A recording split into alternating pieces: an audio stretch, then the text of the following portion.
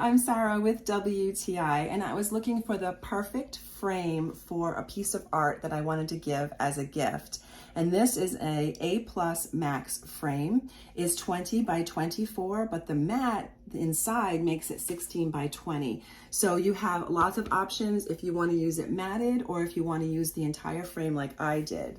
Two options to hang either vertically or hang it horizontally.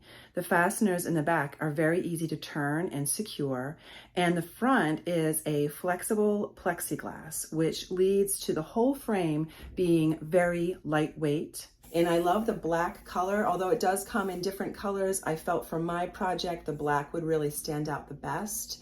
And it's very secure with the clips in the back, so you can put your piece of art or your photograph in here confidently, and you're going to be able to hang it easily because it has those very secure fasteners on the back. I'm impressed with the fact that this is a very large size frame for the price, and also for the fact that because it's lightweight, I'm not worried about it being difficult for me to hang or when I give it as a gift for my recipient.